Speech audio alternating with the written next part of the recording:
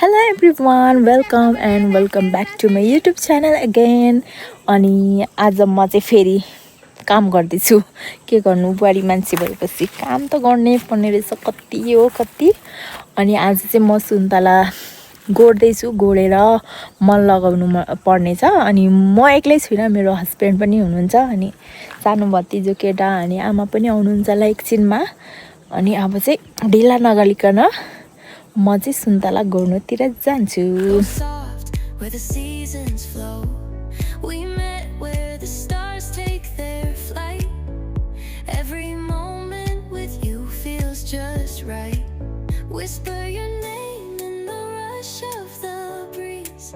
Love like an ocean rippling with ease.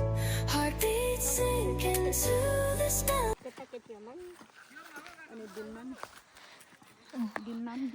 आमा पनि यहाँ पुरा लागि परेको छौँ है। हामी चाहिँ सुन्तला राम्रो बनाउनुको लागि काम नगरिकन त कहाँबाट हुन्छ। मल जल लगाउनु पर्यो, रोपेर मात्र हुँदैन। मल चाहिँ यहाँ चाहिँ हाम्रो सुँगुरको अर्ग्यानिक मल। थाक्यौ एनजी चाहिँ किसान हो नि त। एनजी यहाँ भनिदिनु न, यो कतिजनालाई थाहा हुँदैन नि त, मल कसरी हाल्ने के गर्ने भनेर भनिदिनु त। कसरी के गर्नुपर्छ सुन्तलामा, सुन्तला गोड्दा 1 मिनेट पर्न खरेर मल लाउनुपर्छ, जडाहरू काट्नुपर्छ, त्यसपछि अलिक बढ्छ, नयाँ आउँछ। त्यति हो। यो त अलिक भएछ, यस्तो पाउलिन्छ। यो काट्नु मन चाहिँ सिकेछ, लिएर सिकेछ र भोलि कहिले हुन्छ। अझै पनि तपाईहरुलाई हैन फर्दर केही जान्नु छ भने कमेन्ट डाउन बिलो। गाइस, मेहनत चाहिँ गर्नुपर्छ, नेपालमा पनि नहुने हैन। हेर्नु न, यस्तो राम्रो राम्रो बिरुवा भएको छ। अनि एउटै बिरुवा बराबर कति 20-30 हजार आउँछ अरे क्या। हेर्नु त यत्रो छ। मान्छेले नेपालमै गर्दा नि कति हुन्छ, विदेश जानै पर्दैन। हेर्नु न, यत्रो बोटमा नि यस्तो मजाले कोपिला लागेछ।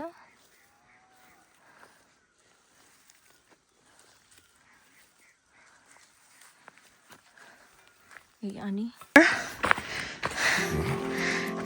this is for you.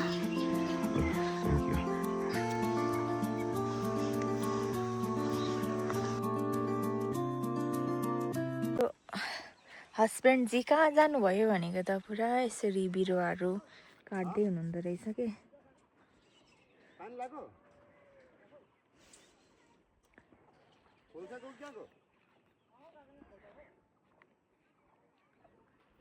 के गर्नुभएको हौ? म त खोज्दा खोज्दा कहाँ गयो भनेर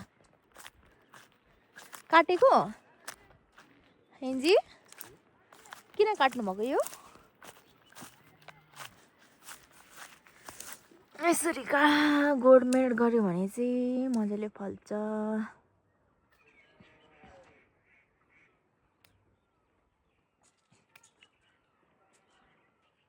टुप्पो नि काट्नु पर्ने हो कि पर्दैन? टुप्पो ल, हामी अर्को साल आउँदा चाहिँ लटरम्मै फल्ने रहेछ यो बिरुवातिर। सुन्तला खानु पाइयो, यसपालि पाइयो। यहाँ बोटहरू छ, तर यिनीहरू सबै बुढो बुढो भइसकेको छ क्या। अनि यिनीहरू त भर्खरै लगाएको, भर्खरै भन्दा नि भयो होला हौ। अब 1-2 वर्षमा त फल्नु पो स्टार्ट गर्छ। यो यसरी काट्नुपर्छ है। आज चाहिँ हाम्रो दिन यसरी नै बित्यो, सुन्तला गोड्दै, सुन्तलामा मल हाल्दै हैन। अनि जसले मेरो भिडियो हेर्नुभयो उहाँहरूलाई धेरै धेरै धन्यवाद। अनि जो नयाँ हुनुहुन्छ please subscribe to my channel. अनि प्लिज कमेन्ट पनि गरिदिनु होला हैन, लाइक पनि गरिदिनु, कमेन्ट मात्र हैन। अनि यसरी नै म चाहिँ अब डेली त सकिँदैन, किनभने गाउँघरमा हैन यहाँ नेटहरू छैन, अनि डाटा पनि कस्तो मुस्किलले चल्छ नि त। त्यही भएर अब एडिटिङ पनि राम्रो भएको छैन है, त्यही भएर तपाईँहरूलाई हेर्नु चाहिँ एकदम बोरिङ भइरह्यो होला। तर पछि म चाहिँ अझै राम्रो बनाउँदै जान्छु के भिडियो। अहिले चाहिँ सब्सक्राइब गरिदिइराख्नुहोस्। अनि अहिले चाहिँ फेरि नेटै हुँदैन क्या, त्यही दुःख लाग्छ मलाई। रिचार्ज कतिवटा सकिसक्यो मेरो। अनि यति नै भन्दा है आजको भिडियो चाहिँ म यहीँ एन्ड गर्न चाहन्छु। अब फेरि अर्को भिडियोमा भेटौँला। Bye bye, love you all.